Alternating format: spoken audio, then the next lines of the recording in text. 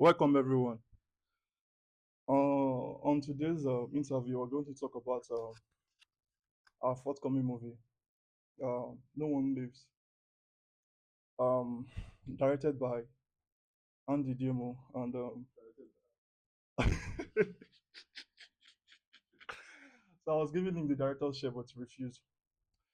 Written by Andy Demo, but directed by my humble self, Andy Demo. Director, cinematographer, and editor of this project. So look forward to our forthcoming movies. That's going to be blast on our shine. So I have some questions for the writer here. What inspired the story? So tell me about it. What inspired the story? Hmm. I remember when we were coming up with this movie idea. It was around I think 5 a.m. or 5 a.m. in the morning. We were sitting together, me, him, and my other brother who were. So we're like, let's come up with a horror movie in Nigeria because it's very hard to see horror movies in Nigeria, especially teenage story. So we just you know come up with the idea. It was just I think we came up with the idea in just 2 hours. 2 hours, I think. 2 hours, yeah. But yeah, that's how it came together. So just the next day I just got into writing. And in a week, done with it. Yeah. And what really inspired the story? We wanted to create an horror movie here in Nigeria because we feel that's the um, story which is barely told here in Nigeria. I don't know why though, but and we wanted to tell it in a teenage story way, whereby teenagers would leave their house and go out for some party or some kind of thing. That was the idea in my head when I told him about the kind of movie I want to shoot. But when he came up with his own idea and drafted the script, I was impressed because the death scenes are awesome. You never know who is going to die next, and just like Final Destination, this is Nollywood's final destination because the deaths, whew, it's amazing. It's amazing. So my next question, how do you decide what's more effective, psychological error, supernatural elements, or what really inspires the depth in that? How did you come up with those ideas? So before I actually write the story, it was very hard because I don't even see myself writing a horror movie. So I just watch some scary movies, how to build tension and come up with come up with something that will make the audience wow. But I tried my best. I'm sure you guys have seen the movie. Just let me know what you think about the death scenes. But I tried my best actually. So this should be our first horror movie. Yeah, we did Black Magic, but he wasn't the writer, and I didn't direct. So this is our first horror movie on our shine that we did together as brothers. And believe me, it's awesome. It's really, really awesome. Which scene was the hardest to write and why? Which scene was the hardest to write? Hmm. I think it was Shina's that death. Because I feel she was the youngest and she don't deserve to die because she didn't want to be in that space with them. So coming up with her dying and you know someone eating her up, it was crazy and intense. But I tried my best. So I know most of you guys want to like that scene because she was the youngest and she never deserved to die. But But death is you unexpected. could remember while we were coming up with the deaths of who's to die and who's to survive, we had a little back and forth about Shinaza's death because she wanted her to survive. and I said, I want her to be the first to die. That's crazy, yeah. And no one, no one. And people will disagree with us about Bola's death because she's religious, and everybody wants the religious one to survive because she's been backed by God. Yeah. So my next question, yeah, how do you build tension on a page before it's even filmed? Hmm. That's for you. On the page. How do you build tension while writing? Okay. Because now you need to build tension in your script Mm. before we film as guided to So when I was writing that story, I came up with the first script. It was so rushed. So I showed them, they said it wasn't nice enough. So I had to go back and draft down everything again, scene by scene. At first, when I'm writing here, I first write in my notes, my phone notes. I write each scene and I'll just label it. So maybe I want 80 scenes. I have to make sure the first scene follows the second scene. So everything builds. Because sometimes I will go back to the fifth, 10th scene. I will just delete it and come up with something else to make it more intense. I think I can have a million idea about each scene. So I have to go with the best one that follows the next one. So that's how I just build my tension in writing a script. But everyone is different. But that's my own take on it. Yeah. So I have nothing to add to that. So my next question: did you draw from real fears you have yourself while writing this script, and how do you keep horror fresh without repeating cliches? Nah, I don't. How would I be scared of horror movies? I love horror movies and I've watched them since so.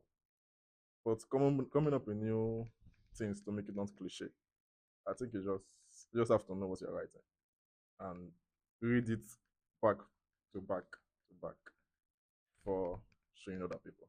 That's how it is. Yeah. What messages or themes hide beneath the scares? You know these kids in the movie. Yeah, Shinaza's death was caused by not being with her sisters. She's not really close with her sisters, and the only person she was close with got her kid. That's Bola. That's Bola kid. For Ada, Ada died because of the love for her sister. Because she actually loved her sister, but they don't really have that bond. That's why when she heard her voices, she had to move. That's how she died. For Kunle, Kunle was a very stupid human being. He just wanted to escape her homies. So that's how Dog got killed, found in the microwave. For myself, what's my name again? Toby. Toby, he tasted. That was the team of the house. That was the trap for them to taste that sweet. So when he tasted that sweet, the woman came and they started screaming. He tasted. That's that was the plot of the movie all along.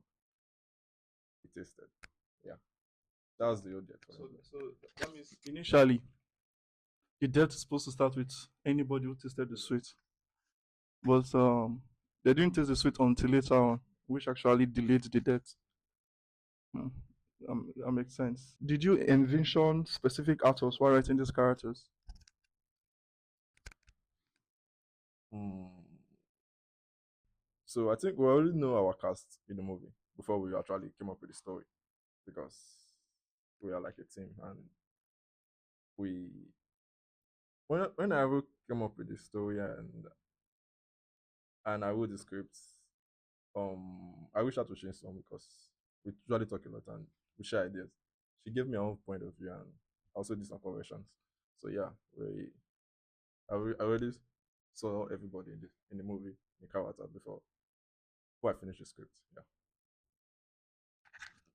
Most times we usually know the actors going to play each characters why writing why they write though, because most times we already envision the story, why planning the story before we shoot.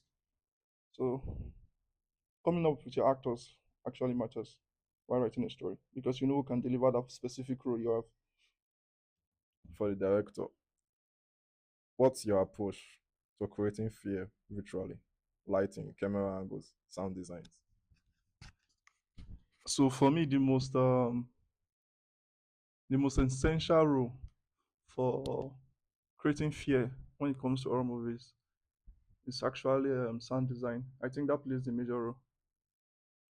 For me, I would say that's my approach. Firstly, but when it comes to visually, it would be angles. Firstly, it would be light design, because the light plays a major role that most people don't even know. Because the way you light a scene determines what kind of story you're telling. If it's an horror movie, it's usually dark. Comedy is bright. Love stories are bright. So yeah, lightings number one when it comes to visual.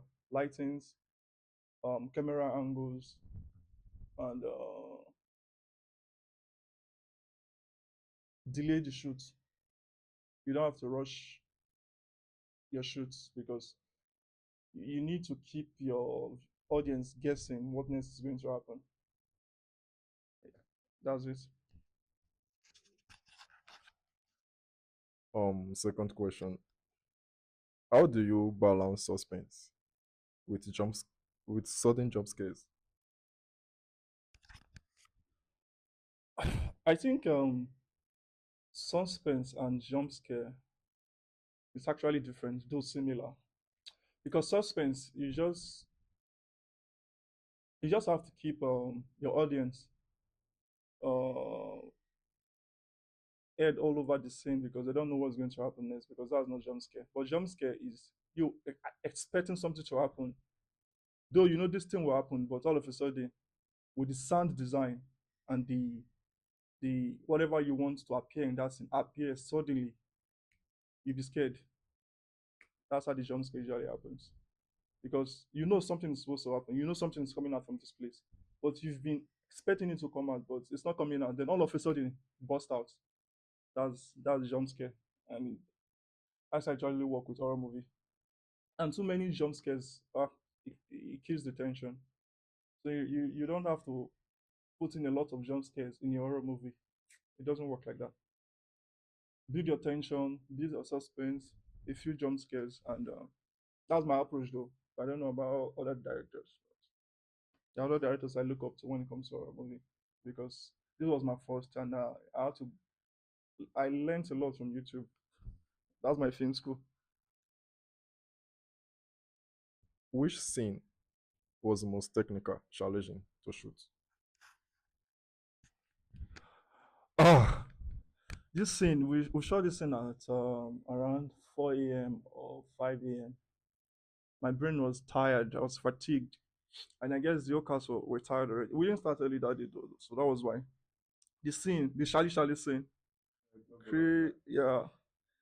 So that scene was too intense to shoot at that hour, because I guess we were too tired already, and a lot of things were going on in that scene, because that was the scene they played the Shali Shali game, and we needed to bust the bulb for the lights to go off.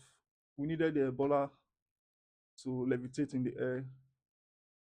Uh, so the timing was wrong, and it was very, very technical. So I guess that was the most difficult thing we shot in the production. I would say that was it, because I had to get the cast ready, even though they were tired, but they came through, and my crew members came through as well.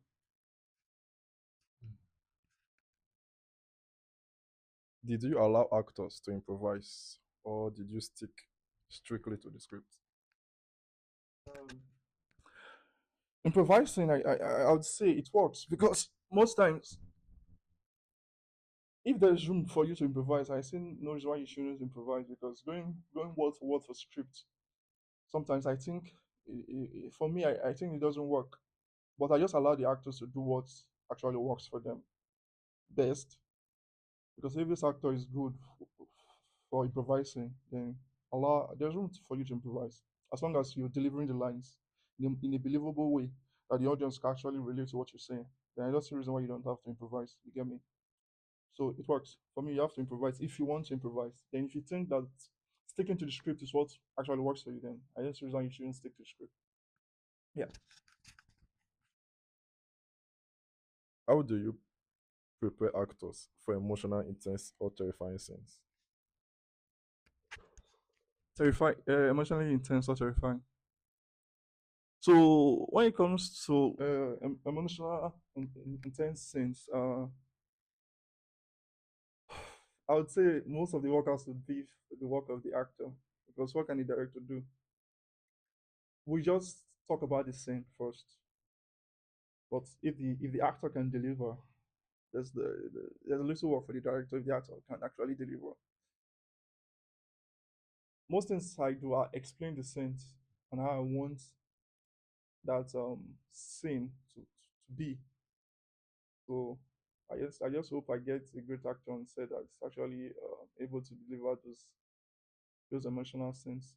Then when it comes to terrifying scenes, yeah, terrifying scenes, yeah, that's most work for the director because when it comes to horror movies, the director have a lot of role to play because action horror movies they're little to no dialogues compared to romantic dramas and romantic movies.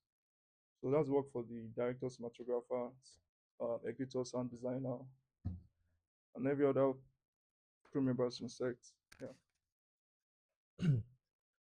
What horror films or directors influenced your style for this movie? So there's a particular scene I did in this movie, yeah, the one with Kule when he left the house and was inside a void and he was falling into a void.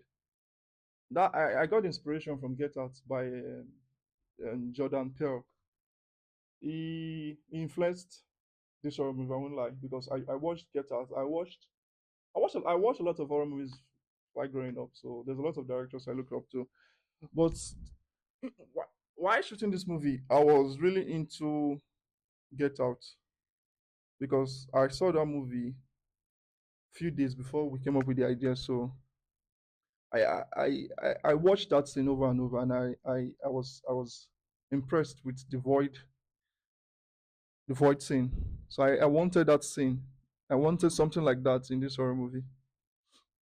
So I did that with Kunle, and I was afraid I won't be able to come up with it as I wanted because He was supposed to jump from the window. yes, so we had to improvise because the house we got, the windows are sealed, so there was no way for him to fly through the window. So we had to do it like him coming out from running out through the door, and falling into the void. We wanted to scrap out the void scene, but I wanted it in the movie because it was phenomenal. I loved it. While editing, I made sure I I could do the void thing like I wanted. So Get Out inspired that thing. Jordan Peele inspired how I approach this horror movie. And you see more of horror movies on this channel if you really love horror movies, love stories, drama, and every other type of stories. How do you decide to show the monsters or threats and when to leave it unseen? So most times, the job's already done in the script. So as a director, you have the power to add more scenes or take out some scenes or add your own way you want the scene to be shot. So the movie we did, I won't say they are monsters, they are wishes, and you don't have to show your monsters all the time. Then it won't be interesting anymore. They won't be scary anymore. So according to the script, my brother did the script, so and I was impressed when I saw the script. So I just showed the monsters when they appeared in the script because I didn't see any more way to go through showing my monsters or the witches in the story. and I believe it's awesome. That way, it's awesome because the writer is by me, and with him always on set, the ideas are flying, so it comes out great. Yeah.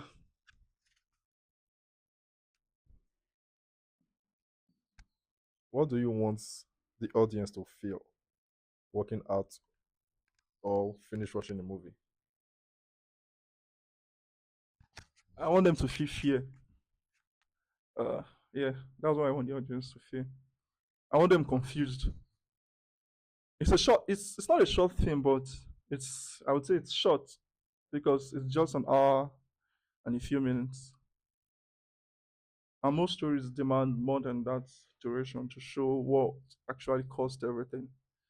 So if the story actually flies, then we'll tell the story behind everything that's happening and what the reason why it happened. So that's the reason I said I want them to feel fear and confusion.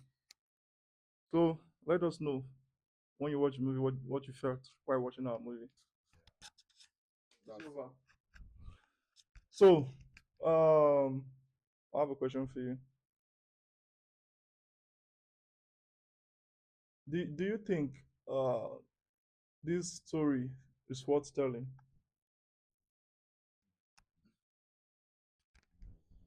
if it's worth telling. I feel like all movie are fictions. Nothing is real unless it's Biopic maybe unless yeah, unless we tell those histories. Yeah. Even though those history they say add things into it, it's not always real. That's why it's a movie. To make the impossible possible. So yeah, we made it possible. And I want you guys to enjoy it.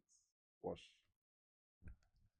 And we did lots of gruesome deaths in this movie, and hopefully you'll get to see the death the way it is. If you don't see it like that, then there's an issue on YouTube, and we'd have to blur out some of the death scenes. But if that doesn't happen, then you see the death exactly the way it is. So peace out. See you. I'm Ansin Jemu Deke. No, I'm Ansin Jemu.